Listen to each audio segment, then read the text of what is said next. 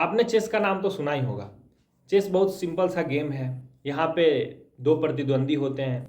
दोनों का लक्ष्य ये होता है कि कौन किसके राजा को पहले खत्म करेगा। वी ऑलरेडी नो कि कौन किसका दुश्मन है। पर भारत में शतरंज हमेशा दो लोगों का सभ्य क्लासिक खेल नहीं था। हम लोग पहले चतुरंग खेलते थे, जहाँ चार तरफ से चाल चली जाती थी और चार तरफ से वार किया जाता था और सबका अपना अपना स्वार्थ होता था। और यदि किसी पे भरोसा कर लें तो उसको मूर्खता माना जाता था। अब आने वाले बिहार इलेक्शन को ही देख लीजिए। लगता है हमारे नेताओं ने चतुरंग का पूरा सिलेबस पढ़ रखा है। यहाँ एनडीए, महागठबंधन और तीसरा मोर्चा तीनों एक बोर्ड पे बैठे हुए हैं। पर ट्विस्ट ये है कि तीनों अपनी चाल तो चलते हैं मगर मोहरे दूसरे का इस्तेमाल कर लेते हैं। चतुरंग में दुश्मन और दोस्त का कंसेप्ट बहुत फ्लेक्सिबल होता था। दोस्त कभी भी दुश्मन बन सकता है और दुश्मन कभी भी दोस्त बन सकता है। यहाँ दोस्ती स्ट्रेटजी है और दुश्मनी इन्वेस्टमेंट है।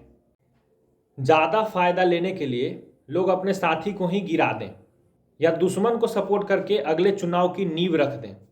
कुछ भी असंभव नहीं है। तो इस चुनाव में स्पीचेस मत सुनिए, असली मजा तो मूव्स को डिकोड करने में है।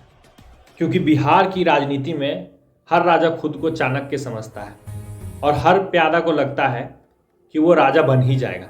पिछले 15 साल की बिहार की राजनीति एक रोलर कोस्टर की तरह रही। एक तरफ विकास और न्याय व्यवस्था की बातें और दूसरी तरफ कास्ट पॉलिटिक्स, पॉलिटिकल सर्वाइवल और अलायंस जिम्नास्टिक्स। 2005 से 2013 द सुशासन एरा। नीतीश कुमार ने सुशासन बाबू की एक इमेज बनाई जिसमें विकास किया, न्याय व्यवस्था लागू किया, रोड डेवलपमेंट पे ध्यान दिया, लड़कियों की शिक्षा पे ध्यान दिया। फिर आया अलायंस शिफ्ट का दौर 2013 से 2015 तक। बीजेपी से दूरी और आरजेडी से हाथ मिलाया। पहली बड़ी चाल, message enemies enemies my friend, दुश्मन का दुश्मन दोस्त। 2015 में फिर से चुनाव होता है। इस बार जदयू, राजद और कांग्रेस का गठबंधन चुनाव लड़ता है जिसमें वो लोग जीत जाते हैं। राजद को लगता है कि मेरा वोटर बेस के कारण मैंने चुनाव जीता है और जदयू को लगता है कि नीतीश जी के सुशासन के नाम पे वोट दिया गया है, जिसके कारण दरार बढ़ता है और यह क्लैश बड़ी चाल बनता है। और फिर 2017 में नीतीश कुमार बीजेपी से गठबंधन कर लेते हैं। पर अब वो ट्रस्ट नहीं है जो पहले ट्रस्ट हुआ करता था। अब पार्टी के बीच में फ्रिक्शन है। इससे बिहार ने सीखा कि अलायंस कोई आइडियोलॉजी के बेसिस पे नहीं होता, ये कैलकुलेशन के बेसिस पे होता है। 2020 टेंशन विथ एनडीए, यहाँ पे फिर से चुनाव होता है और इस बार बीजेपी एक बड़ी पार्टी बनकर उभरती है। बीजेपी ने अंदरूनी कोशिश किया कि जदयू को कमज़ोर किया जाए और बीजेपी इसमें कामयाब रही। तो जाहिर सी बात है पावर ग्रैबिंग में बीजेपी बहुत आगे निकल चुकी थी, तो उसमें जदयू को दबाने का कोशिश किया जा रहा था। जदयू को थोड़ा अनकम्फर्टेबल फील हो रहा था इसके कारण, तो उन्होंने फिर से शिफ्ट किया 2022 में और फिर से राजद से जा मिले और उन्होंने राजद कांग्रेस के साथ मिलकर एक नया अलायंस बनाया और उसी में इंडिया अलायंस का गठन हुआ। फिर से नई राजनीति समीकरण 2024 में फिर से फ्लिप होता है और फिर से वो एनडीए से जा मिलते हैं। जाहिर सी बात है जब आपके पास सीटें कम होती हैं और जो आपसे ज़्यादा पावर वाले दल होते हैं, जिनके पास ज़्यादा सीटें होती हैं, वो आप पे थोड़ा प्रेशर बनाते हैं। तो फिर से उनको अनकंफर्टेबल फील हुआ और वो फिर से बीजेपी में जा मिले। जाहिर सी बात है बीजेपी का केंद्र में सरकार है तो they will get some benefit from that also. So अभी तक वही अलायंस चलता आ रहा है। जो अभी का समय है उसमें जनता थोड़ा परेशान है, कन्फ्यूज्ड है, क्योंकि लगातार पार्टियां एक दूसरे का आइडियोलॉजी छोड़कर सिर्फ कैलकुलेशन लगाने में लगी हुई हैं। अब नया तीसरा फ्रंट बनते हुए नजर आ रहा है, जिसको जन स्वराज पार्टी भी कहते हैं। प्रशांत किशोर उसको लीड कर रहे हैं, 10 से 12% का वोट शेयर है उनके पास। अभी ये तीसरा फ्रंट बहुत नया है, तो कुछ भी कहना जल्दीबाजी होगा। मे बी कामयाब हो, मे बी थोड़ा कामयाब हो, मे बी अगले बार कामयाब हो, मे बी कभी कामयाब ना हो, ये एक प्रोबेबिलिटी बना हुआ रहता है। अब आते हैं बिहार के चेस बोर्ड पर, जहां 3 फ्रंट नजर तो आ रहे हैं लेकिन खेल उससे भी ज़्यादा गहरा है। अब एनडीए पे बात करते हैं, जहां जदयू, बीजेपी, लोजपा, रालोसपा, हम, ये सब कुछ पार्टियां हैं जो मिलकर एक अलायंस बनाए हुए हैं। They are trying to win election but they don't want कि उनके सहयोगी दल अकेले सरकार बनाए। पिछले इलेक्शन में यही प्रॉब्लम हुआ था।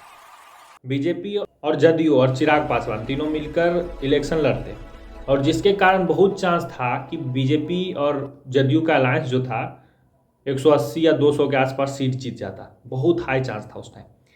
बट नीतीश कुमार ने बीजेपी का ये प्लान भाप लिया। वो जान गए कि बीजेपी और चिराग पासवान अकेले मिलकर सरकार बनाने के फिराक में है, तो उन्होंने सीधे कहा कि चिराग पासवान को इलेक्शन नहीं लड़ने दिया जाएगा। अब जाहिर सी बात है, या तो जदयू के साथ लड़ना है या तो चिराग पासवान के साथ। अकेले चिराग पासवान के साथ वो जीत नहीं सकते थे, उन्होंने पहले भी प्रयोग किया था ऐसा। तो बीजेपी ने जदयू के साथ जाना सही समझा, जिसके कारण एनडीए अलायंस चुनाव तो जीत गया, बट इतना नंबर में नहीं जीता कि बीजेपी अकेले सरकार बना सके। ये है जदयू का अंदरूनी खेल। बीजेपी भी अपना खेल खेल रहा था कि अकेले ही सरकार बना लें। यह है एनडीए का खेल। अब इस बार एनडीए ऐसा क्या कर रहा है जहां पे उन्होंने चिराग पासवान को भी शामिल किया है? इस बार प्रशांत किशोर के आने के कारण समीकरण चेंज हो गया है। प्रशांत किशोर 12-13% वोट लेंगे तो उसमें ज़्यादा चांस है कि वो लोग पढ़े लिखे लोग वोट दे रहे हैं, और 10% लोग उसमें कम से कम बीजेपी वाले होंगे, एनडीए गठबंधन वाले। तो बीजेपी को नहीं भी तो 7-8% का नुकसान हो रहा है पीके के कारण। तो अब नीतीश कुमार को पता है कि शायद ये दोनों मिल के भी चुनाव ना निकाल पाए, तो इस बार चिराग पासवान को शामिल किया गया, जिनके पास 7% के आसपास वोट है। तो अभी भी ये तीनों इलेक्शन लड़ेंगे तो ये दोनों मिलकर सरकार नहीं बना सकते, ये नीतीश कुमार जानते हैं, इसलिए इन्होंने चिराग पासवान को इस बार पार्टी में आने दिया है। और बीजेपी भी पिछले इलेक्शन की तरह इस बार काम नहीं करेगी। पिछले इलेक्शन में बीजेपी और चिराग पासवान ने पूरा कोशिश किया कि नीतीश कुमार के सीटों को कम कर दिया जाए, और इसमें बीजेपी कामयाब रही। उन्होंने नीतीश कुमार को 30-40 सीटों का नुकसान पहुंचाया, बट इस बार बीजेपी भी ये काम नहीं कर सकती है। यदि वो इस बार ये काम करेगी तो हो सकता है अलायंस को इतना सीट ही ना पाए कि वो लोग सरकार बना पाए। पहले के नीतीश कुमार और आज के नीतीश कुमार में बहुत अंतर है। बीजेपी ने पहले जो नीतीश कुमार के साथ किया वो नीतीश कुमार झेल गए, पर आज के नीतीश कुमार ये झेल नहीं पाएंगे। कुछ लेकिन जगहों पे अभी भी गेम चलेगा जहां पे कोशिश किया जाएगा कि जदयू को बहुत कम सीट आए, 40 सीट, 30 सीट, 35 सीट। अब आते हैं महागठबंधन पे, जहां पे राजद, कांग्रेस, लेफ्ट की पार्टियां, एएमआईएम, वीआईपी एक पार्टी है, वो सब चाहते हैं कि ताकत में जितना ज़्यादा शेयर सबको मिल सके। सबको लग रहा है कि इस बार तो सरकार बन ही जाएगा, तो दे आर ट्राइंग कि कौन ज़्यादा सीट ग्रैब कर सकता है। और इसी में अलायंस में 12 सीटों पे वो लोग फ्रेंडली फायर कर चुके हैं, मतलब एक दूसरे के खिलाफ उम्मीदवार निकाल चुके हैं। मतलब कोऑर्डिनेशन सही नहीं बैठा इस इलेक्शन में। शुरुआत तो बहुत अच्छा किया था आरजेडी ने, नीतीश कुमार के काम का क्रेडिट लेना हो कि हमने रोजगार दिया या जो भी है, अच्छा खासा उन्होंने लोगों को जो भी करना था किया और लोग इम्प्रेस भी हैं। तो शुरुआत तो अच्छा था, बट अभी जो चुनाव के समय का जो एंडिंग है वो थोड़ा गड़बड़ है। और भी बहुत चीज़ है, उसके बारे में हम लोग किसी दूसरे वीडियो में बात करेंगे, इसका पार्ट 2 पार्ट 3 बनेगा तब। अब बात करते हैं तीसरे फ्रंट की। यहाँ पे प्रशांत किशोर कोशिश तो बहुत कर रहे हैं, बट वो थोड़ा नया केजरीवाल जैसे नज़र आ रहे हैं, जो वादे तो बड़े बड़े कर रहे हैं पर वो कर पाएंगे कि नहीं कर पाएंगे ये भी कहना जल्दीबाजी होगा। एक तो ये भी देखा गया कि रिपोर्टर के साथ उनका टोन थोड़ा दूसरे टाइप का है, थोड़ा अभिमान घमंड झलकता है, जो कि नेताओं में नॉर्मली नहीं होना चाहिए। तो थोड़ा बहुत उम्मीद तो इन बातों से टूटता है कि उनको पेशेंसली न्यूज़ रिपोर्टर का जवाब देना चाहिए, and he is capable person, he could have given better answer, but ऐसा हुआ नहीं। होप जितना था उससे थोड़ा कम होप है अब, but still we need Prashant Kishor to put pressure on parties who want to develop Bihar, क्योंकि ये जो पार्टियां हैं जो बिहार में विकास करना चाहती हैं वो ज़्यादा ध्यान बिहार में नहीं देती। क्यों? क्योंकि जो बाकी पार्टियां हैं उनको विकास से कोई मतलब है नहीं।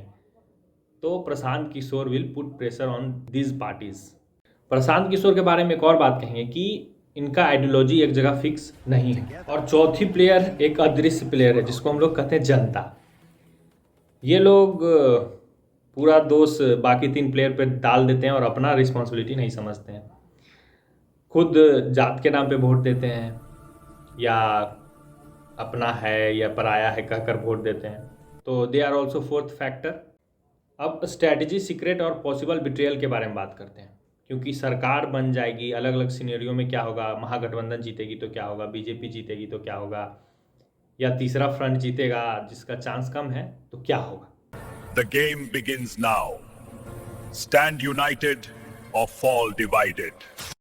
इलेक्शन का रिजल्ट कुछ भी हो, एक बात तो तय है कि जदयू बहुत कमज़ोर हो जाएगा एक हद तक। जदयू का जो भी वोट है, वोट परसेंट है, वोट बैंक है, उसको कौन पार्टी इसमें खींचेगी ये देखना होगा। अभी बिहार के चेस में सिर्फ 3 प्लेयर हैं, जदयू, बीजेपी और राजद, जिसमें भी जदयू जो है कभी इधर से उधर जाती रहती है, तो वो एक परमानेंट चेस प्लेयर नहीं है, वो एक हेल्पर की तरह काम करता है।